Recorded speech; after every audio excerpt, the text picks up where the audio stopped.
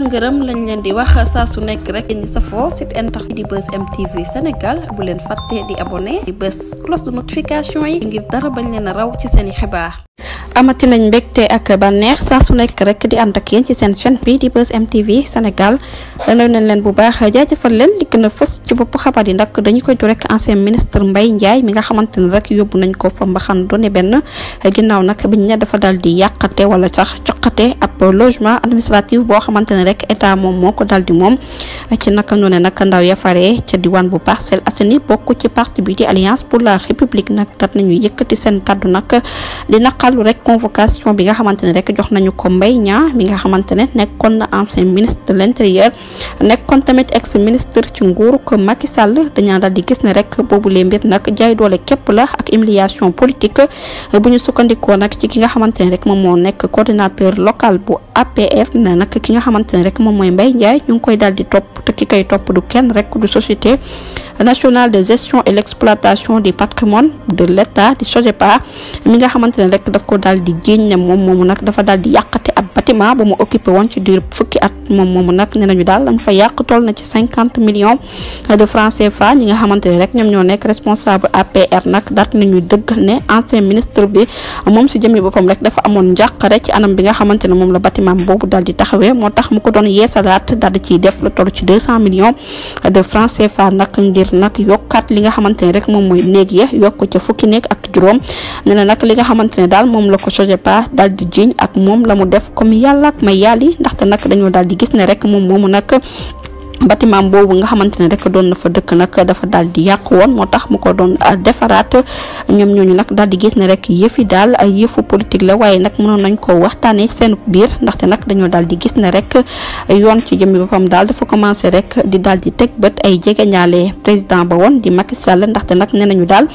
kenn rek la doon defaraat ab logement ngir jugal ci sa njaboot doon problème. ki nga xamante ne moom mu nekk président de la république bu Sénégal na ko daal di xool nag ndaxte moom moomu nag laata muy tuxu ci rek ca palais ba daf ko daal di yeesalaat ndax yëf yi am na scandale lu tax rek ñu daal di def acharnement jëmale ko ci koo xamante ne yàgg na servir réewam yàgg na liggéey réewam boobaak léegi toll ci fukki at ñoom coordonnateurs yi nag dañoo daal di gis ne rek mbir mu nu mel nag daal dinay leer nañ lañ ci bëgg rek mooy tilimal ab deram ci képp koo xamante ne rek jege nga Macky Sall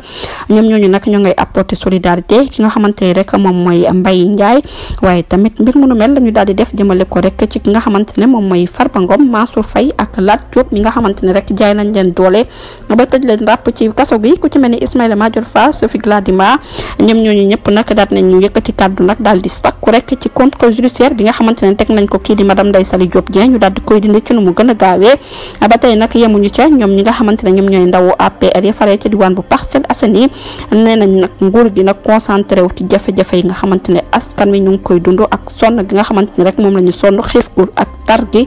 xiif bu tar bekk ñàkk gu métti gi nga xamante ne rek sénégalais yi ñu ngi koy dund moo gën foofu nag ñuy def ay tuumalaate ak xuppaate jëmale ko nag ci ñi nga xamante ne ñoom ñoo nekkoon ci nguuru ko Macky Sall ba tey nag ci wàllum xibaar bu ñu jógee ko foofu nag dañuy daal di addu rek wax ci kàddu yi nga xamante ne rek kii di Simon Kouka daal dina koy yëkkati moom Simon Kouka nag ma nga fekk baax ca diwaan bu Ndar géej moom nag la mu daal di gis rek mooy lu tax pont Faidherbe bu ba nëga nit ñi tuddee ko Faidherbe nekk kàddu yi nga xamante ne rek daal dina koy yëkkati ci conférence de presse bi nga xamante ne rek doon na ko amal ginnaaw nag bu mu tegee ab projet ñu dippee ko histoire rappée moom nag daal dina yëkkati kàddoom ci pédagogie ak jàngale bi nga xamante ne ñu ngi koy jàngale ci école bi nag ñu daal di ci amal ay innovation lu ci mel ni nag rap salam ak rap bi ñuy def ak salam bi ñu jëm ko boole nag ci programme bi daal di koy jàngal nag doomu réew yi gis nañ ne rek li nga xamante ne daal moom mooy histoire africaine yi dafa daal di nasax lool ci naka nu ne daal ma ngay daal di sàkku rek ñu wéyal démarche bu am solo bi nga xamante ne rek artiste engagé bi di Simon Kouka daal dina koy xamle ginnaaw nag bu mu yëkkatee ay kàddoom ngir nag yee askanu Sénégal waaye def revendication ci mémoire nationale ci conférence de presse bi nga xamante ne rek doon na ko amal ca diwaan bu Saint-Louis moom Simon Kouka daal dina expliqué expliquer nag ni nga xamante ne moom la artiste war a doxalee jëm ci wàllum njàngale moo waral nag mu centré ab projet dippee ko les rimes de la résistance wala sax histoire rappée mu nekk idée boo xamante ne rek dina ci wax taarixu réew mi waaye tamit nag fexe rek ba boobulee taarix ñu dugal ko nag ci école yi élèves yi mën di ko jàng bu baax a baax ci naka nu ne rek ma ngay sàkku ci jawriñ bu ñu dénk wàllum njàng mu kawe mi nag mu daal di rek amal ab taxaw seetlu ci yëf yi ginnaaw ba mu gisee ne rek suñu école yi daal histoire occidentale lañ leen di jàngale tam moonte de réew bu Sénégal rawatina Afrique wërngal këpp am nañ ay héros yoo xamante ne rek marqué nañu seen époque te faw rek ñu daal di leen xam ràññee leen ñu ne nag ñi nga xamante ne rek ñoom ñoo nekk nag ci Afrique ñu ràññee leen lool wala sax ñu jot a marqué nag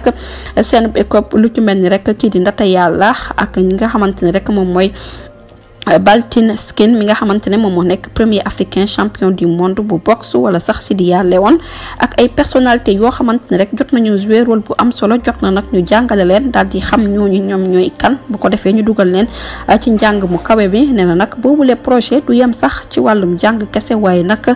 ci charge mémorial politique moom Simon Kouka ma ngay daal di sàkku nag ab changement tour yi nga xamante ne rek gis nañ ne doon nañ ko ci colonisateurs yi ma ngay daal di dénoncer tamit nag ñàkk fulaal sax wala ñàkk ormal bi nga xamante ne ñu ngi koy def figure coloniale yi lu ci mel ni nag kii di Louis Faidherbe mi nga xamante ne rek gouverneur français la woon moom nag ne na daal lu tax ba nëga ni rek pont bu Saint-Louis daal ñu koy wooyee lii di Faidherbe ndaxte nag gis na ne nag kii di Faidherbe nekk na koo xamante ne rek jot na faat lu toll ci 20 000 doomu aadama ci diirub juróom-ñetti weer kese daal di lakk nag ay centaine dëkk ya nekk ci diwaan bu Waalo lu tax ba nëga ni rek boobule pont nag dañu daal di ko koy jagleel boobule projet tamit nag ne na daal soxla na soutien institutionnel bu ko defee rek ci tournée bi nga xamante ne ñu ngi koy def ñu mën ci réussir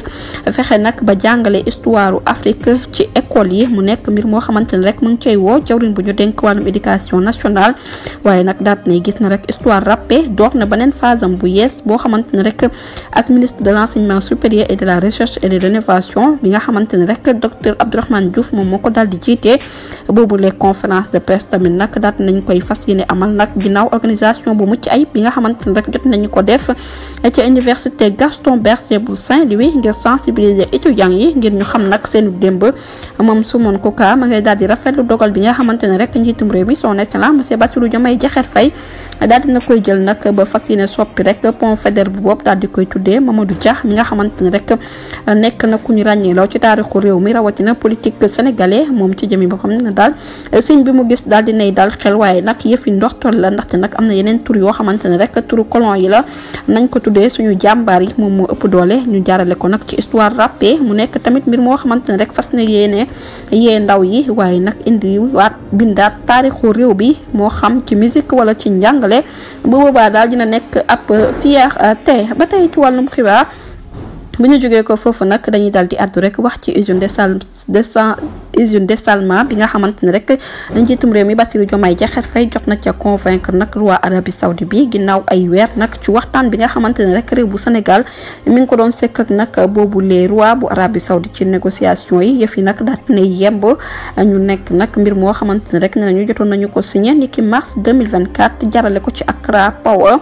ci entretien bi nga xamante ne rek journal bu mag bii di Le Soleil daal dina koy fësal moom jëwriñ bu ñu dénk wàllum hydraulique ak assainissement di Cheikh Tidiane Dièye daat na souligné nag démarche bu am solo bi nga xamante ne daat nañu koy def jëmale ko ci partenariat bu équilibre boo xamante ne rek kenn ku ci nekk da nga cey daal di gis sa bopp mu mel ni rek boobu lay waxtaan daal dinay tontu nag jafe-jafe yi nga xamante ne rek réew bu Sénégal amoon na ko ci ndox mu sell mu nekk triangle Dakar Mbour ak Thiès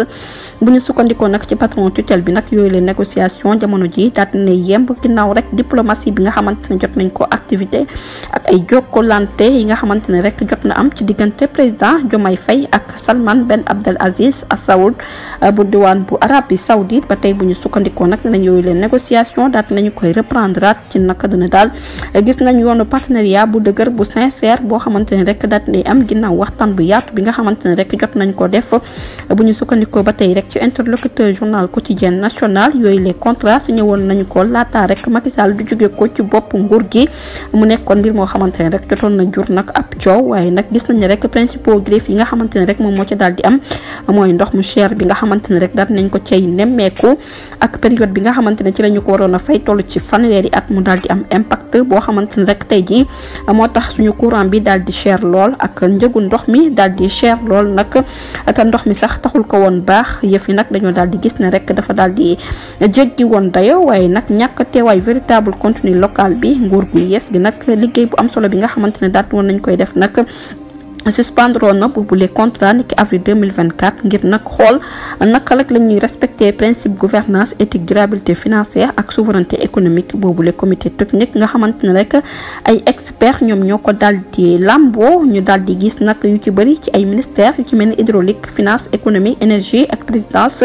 daat nañu amal liggéey bu am solo ci liggéey yi nga xamante ne rek doon nañ ko wéel bu ñu sukkandikoo nag ci Cheikh Tidiane Dièye nee na nag boobule démarche nag jamono ji daat nañ koy jawante bu baax ba kenn ku ci nekk rek la nga ca war a am nga am ko ca yëf yi nag mi ngi daal di bootu ci projet bi ñu dippee